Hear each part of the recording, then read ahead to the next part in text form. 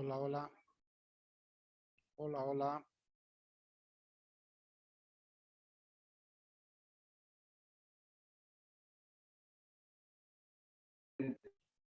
Hola, buen día, Gustavo. Buen día, chicos, buen día.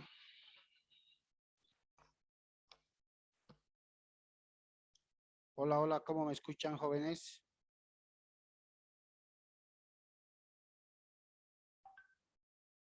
Hola, Buenos días, Lice, ¿sí se le escucha bien? gracias.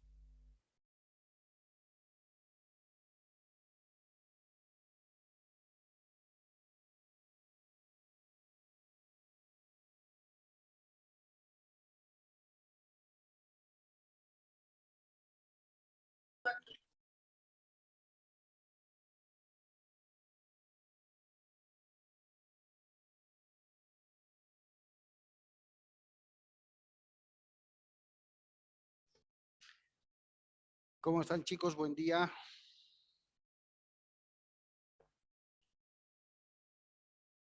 No olviden, por favor, registrarse en el chat del grupo, como saben. Bien. Pueden visualizar la presentación, ¿no, jóvenes?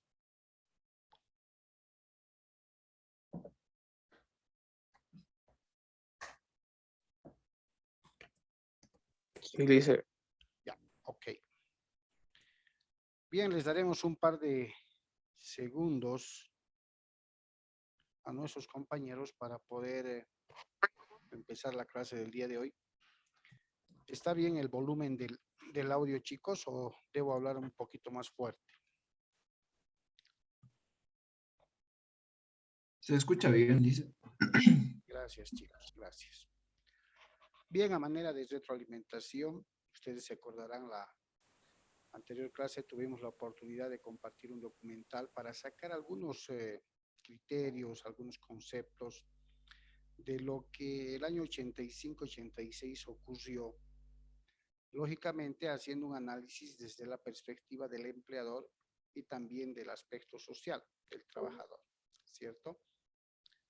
Recordando también que a partir de 1938, como Bolivia, en la Constitución Política del Estado de 1938, se establece ya el reconocimiento de derechos laborales y sociales a favor de los trabajadores. Ahí va gestándose lo que con el tiempo y bajo el principio de progresividad de los derechos laborales van obteniendo los trabajadores a raíz de los reclamos, de las peticiones que vayan formulando. Decíamos la subanterior clase que en el tema de los principios de derecho del trabajo, estos constituyen los lineamientos fundamentales, los cimientos, los pilares de toda una estructura que tiene el derecho del trabajo para que en estos cimientos y pilares el derecho del trabajo pueda asentar sus normas y empezar a aplicarlas. Es cierto que el contenido de la normativa laboral, chicos, es bastante proteccionista del trabajador.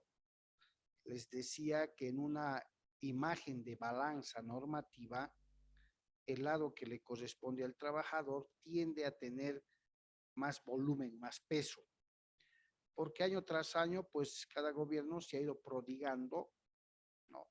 Ustedes saben que cada 1 de mayo le obsequian un paquetito de normas al trabajador que van generando mayor proteccionismo, en algunos casos inapropiado, en algunos casos injusto, en muchos casos en desmedro de los derechos del empleador, de la empresa como tal.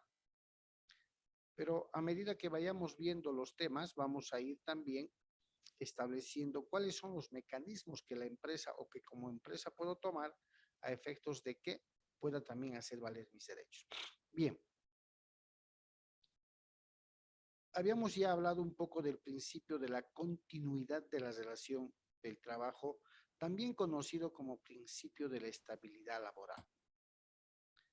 Este principio, dijimos, modula o fija el lineamiento de que cuanto más larga sea la duración, la vigencia de la relación laboral, es mucho más provechoso para el trabajador y de pronto también para la empresa, porque un trabajador con bastante antigüedad adquiere pericia, adquiere experticia, adquiere experiencia, ¿cierto? Sin embargo, también hay un lado negativo. La carga social que le va a generar a la empresa un trabajador con bastantes años de antigüedad, tomando en cuenta vacaciones, tomando en cuenta el bono de antigüedad y algunos otros conceptos que la empresa pudiera reconocer, llegado el momento constituyen un gasto adicional para la empresa, que cuando veamos el tema de beneficios sociales los vamos a analizar punto por punto. ¿Qué busca este principio de la estabilidad laboral? En términos objetivos, que sea difícil despedir al trabajador. Eso es lo que busca. Ya, eso es lo que busca. Entonces, si no existe una causal para poder despedir al trabajador, eso dice la norma, la aplicación del principio de continuidad de la relación laboral va a prevalecer en todo caso con respecto a lo que pueda hacer o no pueda hacer el trabajador. Desde ya, cuando existen causales, ¿no? Entonces se debe seguir un pequeño procedimiento que lo vamos a ver en su momento y lo vamos a analizar concepto por concepto. Cuando hablamos del principio de primacía de la realidad, hicimos hasta un ejemplo jocoso con aquellas personas que conocían cómo se jugaba el famoso cacho, ¿cierto? El cubilete y los 5 dedos. En este juego se conoce un lema, dijimos. ¿Alguien se acuerda cuál es?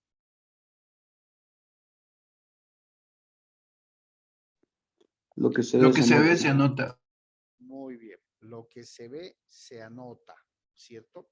El principio de primacía, primar es decir, va a prevalecer, primacía de la realidad, ¿no? Este principio ayuda a que en una situación donde existan criterios encontrados, posiciones contradictorias, se respete y se aplique lo que la realidad me está mostrando. Ejemplo, una persona es contratado como auxiliar contable, por así decirlo. El contrato de trabajo que firma es escrito y el cargo que va a desempeñar establece que va a cumplir las funciones de auxiliar contable.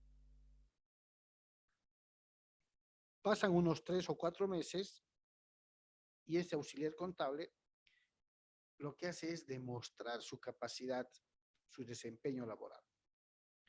Entonces, Gerencia General considera apropiado subirle el cargo y lo suben a contador. Le suben el cargo a contador. Pues bien, no modifican el contrato y de pronto tampoco modifican su nivel salarial. Cuando en alguna ocasión pueda surgir alguna denuncia de parte del trabajador, lógicamente, o en su caso el Ministerio de Trabajo establezca una inspección a nuestra empresa y advierta que este trabajador tiene un contrato como auxiliar contable, pero está cumpliendo tareas o funciones de contador, va a pedir la verificación de toda la documentación y especialmente si el salario que está percibiendo este trabajador es como contador o se está manteniendo como auxiliar contable. Si la empresa no demuestra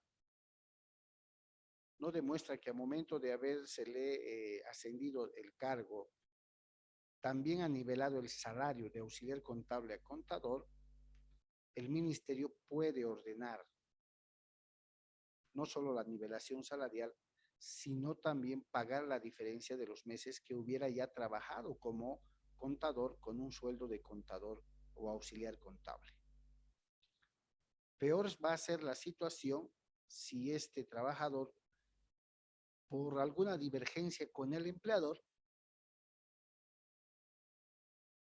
sienta denuncia en la Jefatura Departamental de Trabajo y en la eventualidad de fijarse una audiencia en esa cartera de Estado o en su caso hacer también una inspección por denuncia, va a solicitar que se le presente las planillas de salarios, papeletas de salarios, el contrato modificado y no hay. Entonces el ministerio puede ordenar que el pago de beneficios sociales se haga con el promedio del salario de un contador y no así de un auxiliar contable, además de ordenar que se pague las diferencias por los meses que ha estado trabajando en el cargo de contador, pero percibiendo el sueldo de auxiliar contable. ¿Qué quiere decir esto? Que simple y llanamente se le aplica el principio de primacía de la realidad. Lo que se ve se toma en cuenta. La realidad en el momento de cualquier verificación o constatación con documentos va a generar la realidad que se va a tomar en cuenta. ¿Listo? Esa es la aplicación del principio de primacía de la realidad. Bien. Principio de orden público. Si ustedes revisan la Constitución en el artículo 49, establece la Constitución que las normas laborales y sociales son de cumplimiento obligatorio, como toda norma jurídica lo es decir, se debe cumplir obligatoriamente. Las normas laborales y sociales no son la excepción. Y el principio de orden público nos enseña que a esas normas laborales y sociales se le debe dar siempre el carácter de cumplimiento obligatorio. Las normas jurídicas no se discuten, las normas se cumplen. Y en materia laboral y social, esta condición y esta calidad aumenta en su efecto. Por tanto, este principio de orden público lo que nos está señalando es que debemos o se debe cumplir con las normas sociolaborales. A ver, como ejemplo vamos a citar una ley que salió el año 2019. ¿Alguien trabaja en algún municipio, chicos? ¿En alguna de las instituciones municipales de...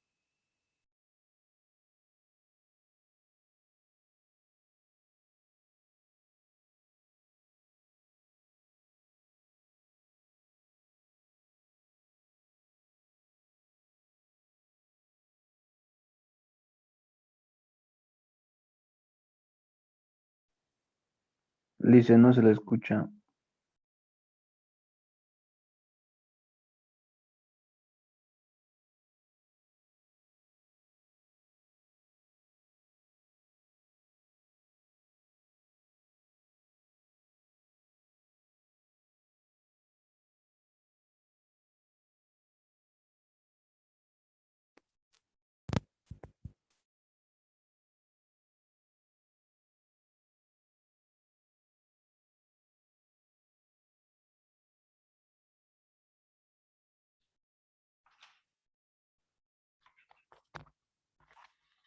Ahora sí me copian, chicos. Sí, Lice. Perfecto. Bien, ¿alguien trabaja en algún municipio? Les preguntaba, ¿en alguna institución municipal? ¿Ninguno? Bien, les pongo este ejemplo con relación al principio del orden público. Orden público puede ser aplicado en normas comerciales, empresariales, familiares, penales, civiles. ¿Por qué? Porque este principio ordena y establece que todas las normas jurídicas son de cumplimiento obligatorio. De ahí viene el lema, si quieren llamarlo, o axioma jurídico de que las leyes se cumplen, las leyes no se discuten, ¿ya? El 13 de marzo del año 2019, el órgano legislativo sanciona la ley 1156. Para aquellas personas de pronto les va a interesar que tienen amigos familiares que trabajan en las alcaldías municipales. Sanciona la 1156, la ley 1156, cuya norma modifica el artículo 1 de otra norma que es la ley 321 que se promulgó el año 2012. Estas dos normas establecían que a partir de la ley 321 que se promulgó el 2012, en diciembre, los gobiernos autónomos municipales de las capitales de los departamentos más el alto volvían desde cierto nivel, desde cierto cargo, al amparo de la Ley General del Trabajo. Y establecía que a partir del cargo de profesional 1 hacia arriba, continuaban siendo funcionarios públicos, ¿sí? Y de profesional 1 hacia abajo, hasta el último portero, volvían a la protección de la Ley General del Trabajo, ¿sí? Volvían al amparo, al manto protector de la Ley General del Trabajo. Ahora bien, eso con respecto a la Ley 321, para que enriquezcan su cultura general. El año 2019, les decía, en marzo, ¿qué quería decir antes? ¿Qué quería decir la Ley 321? Alcaldías capitales de Bolivia. Quería decir que las alcaldías de las capitales, Cochabamba, La Paz, Potosí, Oruro, Pando, Beni, Santa Cruz, Tarija, alguien se me olvida, Santa Cruz, ya dije, ¿no? Santa Cruz, La Paz, Oruro, sí. Las 9 capitales alcaldías de Bolivia, más la alcaldía del Alto, de la ciudad del Alto. Perfecto. Los trabajadores sintieron que estaban siendo discriminados, los trabajadores municipales que pertenecían a alcaldías provinciales, Sacaba, Punata, Arani, Quillacollo, Clisa y todas las demás.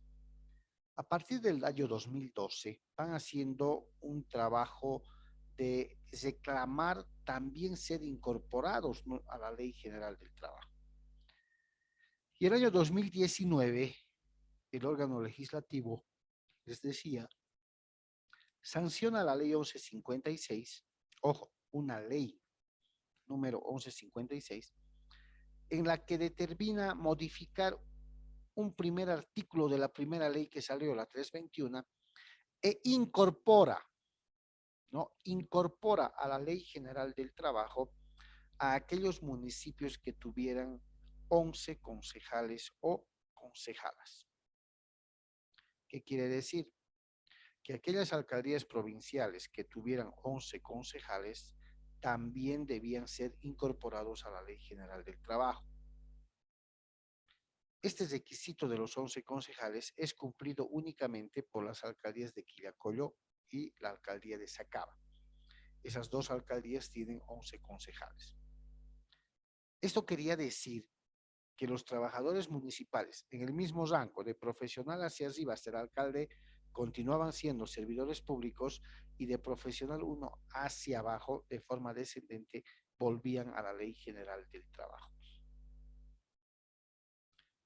En este cambio de gestión de autoridades, en mayo, el 3 de mayo, han asumido los nuevos alcaldes y nuevos gobernadores, y ustedes han debido conocer este tema. Las nuevas autoridades empiezan a despedir personal, como en cada cambio de gestión se hace, ¿cierto? Los afectados, basados precisamente en este principio de orden público, en el entendido de que las leyes sociolaborales, es decir, las leyes sociales y las leyes laborales son de cumplimiento obligatorio, empiezan a interponer sus denuncias ante el Ministerio de Trabajo. ¿Por qué? Porque ya se consideraban haber retornado a la protección de esa ley y por tanto el amparo protector estaba sobre ellos. Entonces, la Jefatura Departamental de Trabajo les ha dado la protección, les ha dado la cobertura y ha ordenado la reincorporación de estos trabajadores que se encontrarían de profesional 1 hacia abajo. ¿Por qué? Porque el principio de orden público manda de que las leyes, especialmente en materia social y laboral, son de cumplimiento obligatorio, ¿no? Es por eso que este principio es muy importante y les reitero, no solamente en materia laboral, no en materia civil se usa, en materia comercial, en todas las materias. Las leyes son de cumplimiento obligatorio. ¿Alguien conoce qué significa indubio pro operario? ¿Alguna vez han escuchado este término, chicos?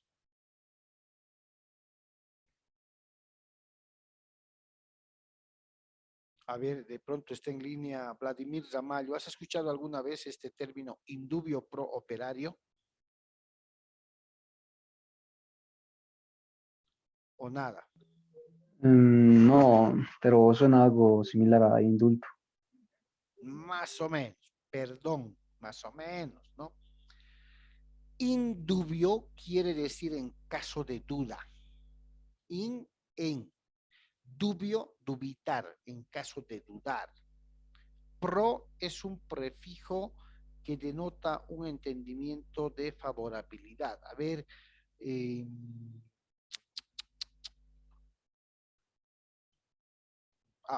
que el Gran Kermés pro construcción del parque infantil de la zona Las Cuadras. ¿Lo Pro. O campaña pro ayuda al señor David Santalla. ¿Cierto? Una campaña a favor de, quiere decir. Y operario tiene el significado de trabajador o trabajador. Este principio indubio pro operario es muy, muy utilizado tanto en la Jefatura Departamental de Trabajo, que es ámbito administrativo, como por los jueces en materia laboral. ¿Qué nos enseña? ¿Qué nos dice el indubio pro operario? Nos dice que cuando tengamos duda razonable en un conflicto entre empleador-trabajador, el trabajador me ha presentado sus pruebas y el empleador también, y considero que ambos tienen pruebas, ¿cierto? Y la pregunta es ahora, ¿qué hago? ¿A quién le doy la razón?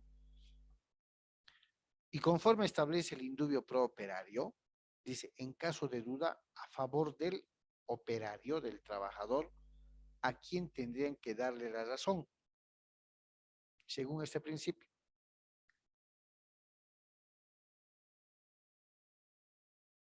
¿A quién creen, chicos? ¿Al trabajador o al empleador? Trabajador.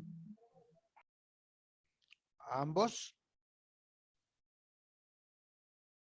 Sin miedo, ¿a quién creen?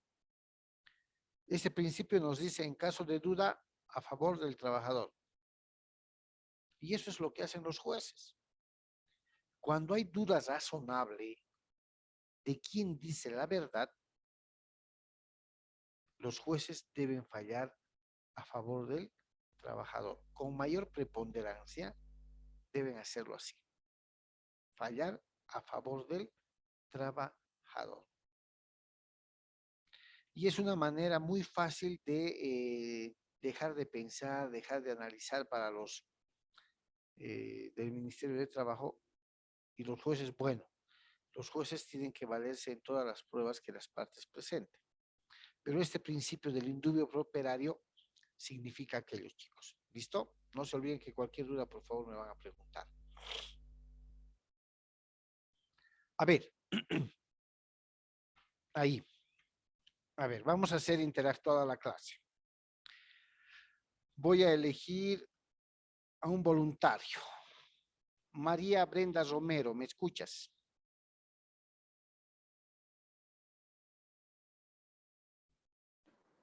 Sí, Lise. Ya.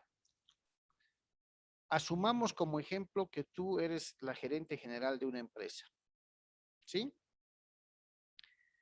Viene el señor de la comercial de electrodomésticos que está frente a la empresa y te dice que el señor, a ver, un nombre, Alberto Paredes, te debe hace meses de unos equipos que sacó a crédito y que su negocio solía dar a los trabajadores de la empresa. Y te pide que en el sueldo del mes de julio, ¿no? Que en el sueldo del mes de julio le puedas descontar la suma de 1,000 bolivianos de su salario. ¿Ok? ¿Cuál sería tu respuesta?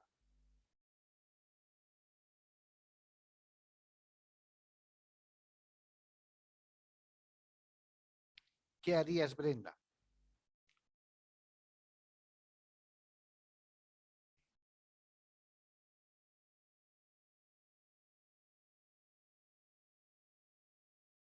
¿Nos escuchas, Brenda?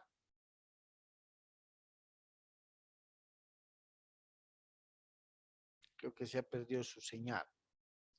¿Quién podría contestarme, chicos?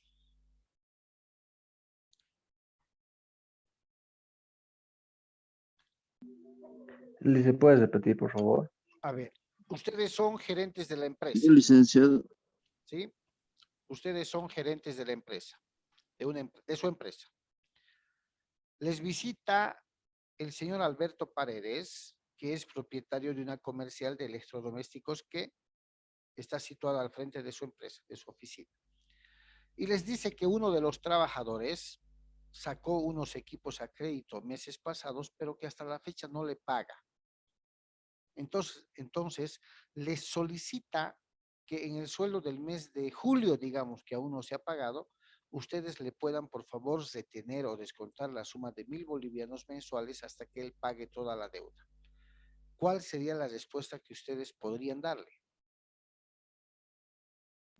un negativo, licenciado. ¿Por qué, Daniel? Porque no podemos hacer eso sin el consentimiento del empleado. ¿Aún si debe? Aún si dio el licenciado, porque tendría que estar presente el que ha obtenido ese crédito, que sería el empleado, para poder llegar a un acuerdo. Si él lo permite, con su permiso podríamos hacerlo, pero sin su permiso, por voluntad entre los dos nomás, no se puede hacer. Ya, muchas gracias. Vladimir primero levantó la mano y después Óscar Fernández. Adelante, Vladimir.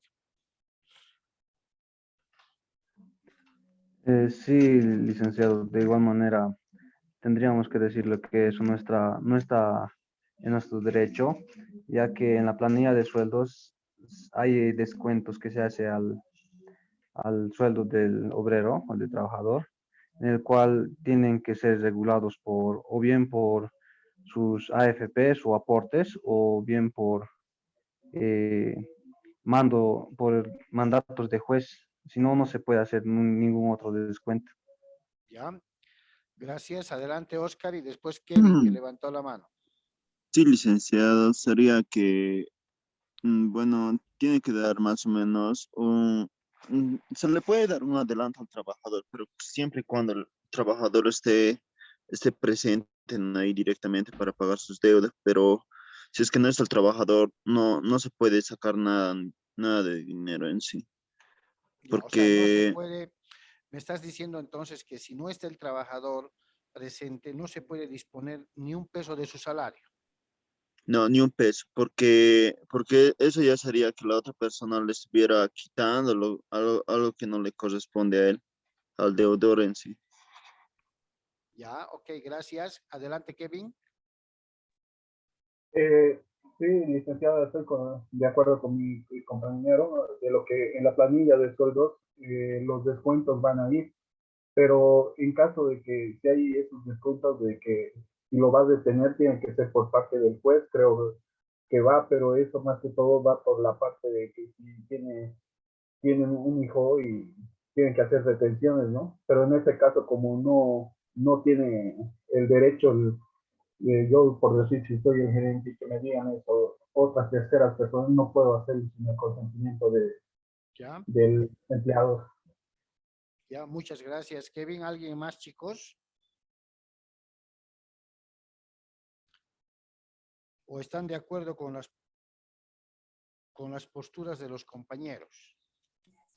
Lice, el crédito que se tomó el empleado viene de la empresa, ¿no? ¿Verdad? No, Viene de un tercero. de un tercero. Ya. El tercero va a lo del gerente y le dice que cierto trabajador, X trabajador, sacó a crédito un equipo de su comercial que está frente a la empresa y que a la fecha no le ha pagado. Y les pide a ustedes que son gerentes de la empresa, que por favor le puedan descontar una suma de 500 o 1000 bolivianos mensuales hasta poder llenar el crédito.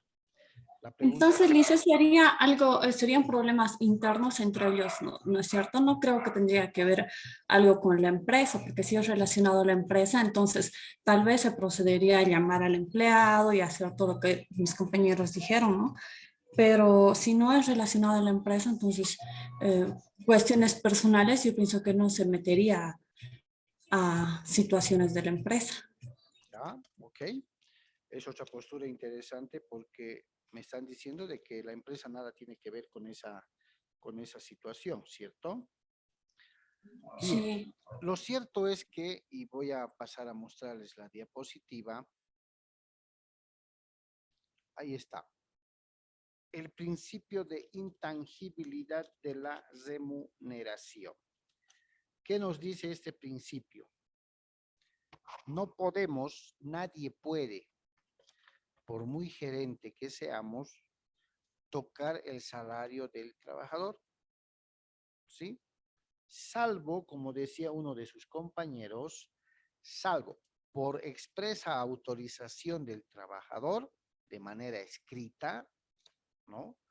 O petición, en todo caso, por una orden judicial en temas de asistencia familiar. Una orden, un juez me tiene que ordenar, le tiene que ordenar a la empresa que proceda a retener X suma de dinero, ¿cierto? A favor de X persona dentro de un proceso de asistencia familiar. Ahora bien, he puesto en la diapositiva, y ha sido intencional, que hasta el 20% del salario se podría retener por temas de sueldos, por tema de descuento de sueldos, por un proceso de cobro de dinero que algún banco o alguna persona particular haya generado. Es decir, se debe al banco o se le debe a una persona particular, el trabajador lógicamente, no le ha pagado, este tercero, sea banco o particular, inicia el proceso de cobro y le pide al juez que notifique a la empresa donde trabaja y que les retengan el 20% de su salario. ¿Cierto? Eso se hacía hasta hace poco. Era viable pedir la retención de un máximo del 20% del salario de un trabajador en procesos judiciales por cobro de deudas de dinero. Y digo se hacía porque en la actualidad ya no se puede hacer. Ya no se puede tocar el salario de un trabajador por deudas de dinero. Únicamente por temas de asistencia familiar, porque beneficia a un menor, a un beneficiario, o por autorización expresa del mismo trabajador. Los bancos hasta hace poco también le pedían a los jueces que por favor ordene la retención salarial. Se notificaba a la empresa y a la empresa no le quedaba otro camino que cumplir porque finalmente era la orden de un juez, ¿cierto? La orden de un juez. Entonces no se podía dejar de cumplir. Sin embargo, eso ha cambiado. ¿Por qué? Porque el derecho al trabajo ha sido declarado derecho humano. Actualmente, en el catálogo de derechos humanos del Pacto de San José de Costa Rica, no sé si han escuchado, la famosa Carta Interamericana de Derechos Humanos, de la que ahora se está hablando con el tema del golpe, del fraude, del informe y todo lo demás, ha establecido que el derecho al trabajo es un derecho humano y todos los derechos que derivan del derecho del trabajo lo son. Como ejemplo, estabilidad laboral y derecho a la remuneración, derecho al salario. Por tanto, el principio de la intangibilidad. Intangible quiere decir que no se puede tocar. Protege al salario del trabajador. Y con seguridad que si ustedes como gerentes o algún gerente en contra de ustedes realiza alguna retención o descuento, va a ser indebido. Y lógicamente ustedes pueden reclamar, pueden rescatar ese descuento. Es un principio muy, muy interesante porque le pone una protección, un margen de protección al salario para que no se pueda, por parte de ninguna persona, tocar ese salario, salvo en los casos excepcionales que les acabo de decir. ¿Listo? ¿Alguien tiene alguna pregunta? Bien, está claro. Otros principios que nos van a permitir, otros principios rectores que nos van a permitir irradiar o entender cómo el derecho del trabajo irradia, ¿sí?, todas sus normas, está en el principio de buena fe, quiere decir hacer las cosas con conciencia. Está el principio de la equidad, siempre con equilibrio, con razonabilidad. Además del principio de justicia social, que si ustedes se acuerdan, deriva de la Revolución Francesa. Libertad, igualdad y fraternidad, que se resume en un principio de justicia social. ¿Ya? Bajo estos principios, chicos, bajo estos principios, es que el derecho del trabajo aplica sus normas. Por medio de estos principios aplica. En caso de duda, se recurre a uno de estos principios. Y como estos principios están en la Constitución y en otras normas laborales, entonces su aplicación es de forma inmediata. Su aplicación es de forma inmediata. ¿Ok? Bien, ¿alguna pregunta hasta aquí? ¿Alguno de ustedes tiene alguna dudita hasta acá? Que estamos terminando la primera sesión. Dice, yo no he entendido muy bien el principio de primacía de la realidad. Ah, ya, Eso no sé perfecto. si un poquito nos podría Ok, explicar de no hay nuevo. problema. Sencillo, nos vamos a acordar de ese lema que establece el juego del cacho. Lo que se ve se anota, ¿ya? El principio de primacía de la realidad no es otra cosa que un principio que me está diciendo lo que la realidad me muestre, lo que yo vea en los hechos, en la verdad material, eso es lo que voy a creer. Si tú me muestras un contrato de esta trabajadora donde dice secretaria y sueldo 2.500, y yo estoy viendo en esta inspección que esta disque secretaria trabaja como asistente de gerencia, yo voy a creer lo que la realidad me está mostrando, lo que mis ojos están viendo. ¿Y qué están viendo? Que no está trabajando como secretaria, sino como asistente de gerencia. Por tanto, debes nivelarle el sueldo como asistente de gerencia y no seguirle pagando como secretaria. A eso se refiere. Lo que la realidad me muestre, eso es lo que voy a creer. ¿Ahora sí se entendió? Sí, dice mejor. Ya, listo, chicos. Permítanme un segundo, por favor. Les paso en dos segundos el link porque cortamos esta primera sesión, ¿ok?